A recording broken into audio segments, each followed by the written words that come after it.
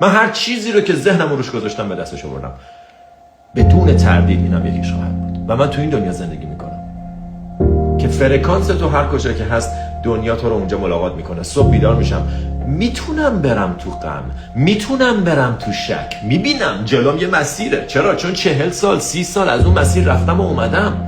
جلوم یه مسیره. مسیر چی؟ صبح بیدار شی، یه روز دیگه کی حال داره، باید این کارو بکنم، بعد اون کارو بکنم، ای بابا دوست دخترم کو، پچر اینجوری نشو، پچر من تنها، پچر اینجوری شو، پچر اونجا نرفتم. این حرفا میتونم بزنم، به جاش میتونم 10 تا نفس عمیق همون صبح هنوز چشامو باز نکردم بکشم.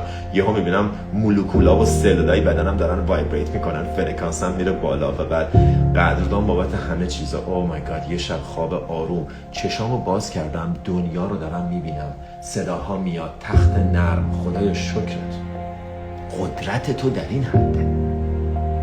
ولی ما این قدرت رو واگذار کردیم. یکی سرمون داد میزنه ما حسود میشیم، یکی سرمون غر میزنه ما نگران میشیم، یکی بهمون میگه تو خوب نیستی، به خودمون شک میکنیم. اخبار میگه دنیا پر از بیکاری، نمیدونم رونق اقتصادی در پایین‌ترین سطح خودش در 50 سال گذشته وجود داره و ما میگیم وای چرا حالا که من میخواستم با مثلا کار را بندازم. برو بابا این حرفا چیه؟ تو کار تو را بنداز، تو توکل کن. مولانا میگه هین توکل کن، الارزان پا و دست، رزق تو بر تو ز تو عاشق‌تر است.